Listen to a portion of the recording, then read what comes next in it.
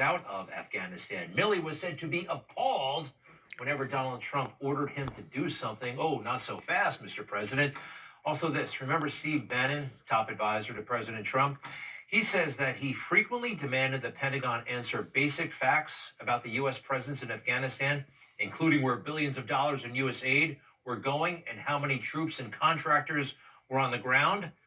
They literally would not give you any information, Bannon reports, and the information they gave you was BS. In every presentation, they say you're 18 months away from turning the war around. Always, you're always 18 months away. They try to sabotage his presidency in so many ways. Oh, and here's something. There's a guy named Jim Jeffrey. Now, look at how bold they got. Senior official Jim Jeffrey, he was in charge of, he was the envoy to Syria and the anti-ISIS coalition. He told Defense One in a post-election interview back in November, we were always playing shell games to not make clear to our leadership how many troops we had there in Syria. He said, adding that the real number of troops in northeast Syria is a lot more than the roughly 200 Trump initially agreed to leave there in 2019. They were always playing games. They thought they knew better, and they thought they were sometimes more powerful than the commander-in-chief, it seems. Pretty interesting, especially regarding Millie. General Millie, remember this? I had suspicions about him for a long time. This is after that big riot across the street from the White House, and National Guard troops were used to clear it. National Guard troops were later desperately requested at the Capitol. Remember that?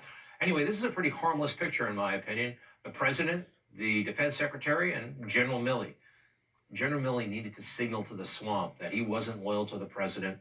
He should be, no matter who the president is, that he was loyal to the swamp with this ridiculous video.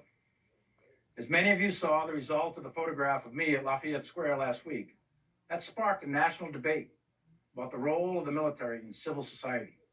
I should not have been there. My presence in that moment and in that environment created a perception of the military involved in domestic politics. Fucking traitor. Oh, you're involved in domestic politics, all right, General Millie. Very strange. That message wasn't to the troops, it was to the swamp, and I feel his agenda was not America, but Mark Milley somehow. He has no problem appearing with politicians. Here he is, giggling. Kamala Harris seems to be absolutely charmed by him at the inauguration. Isn't that something? And the swamp needs to convey something else.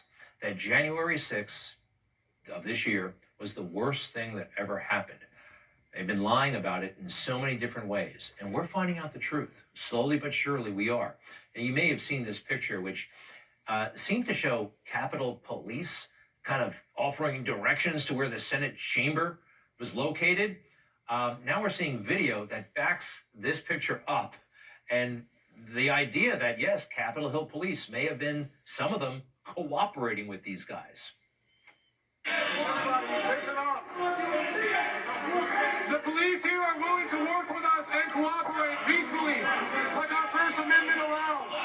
Gather more Americans under the condition that they will come and gather peacefully to discuss what needs to be done to save our country. Wow. Look at this shit. Wow. Remain calm. We're not going to assault. We're going to be heard. Everybody, this must be peaceful. This has to be peaceful. We have the right to peacefully assemble. Now that guy's kind of crazy with the makeup and the horns and all that stuff, but I've seen so many videos and so many pictures. I've yet to see him breaking anything or hurting anyone. And some of these guys are still in jail all these months later. Doesn't seem right. Doesn't seem right at all.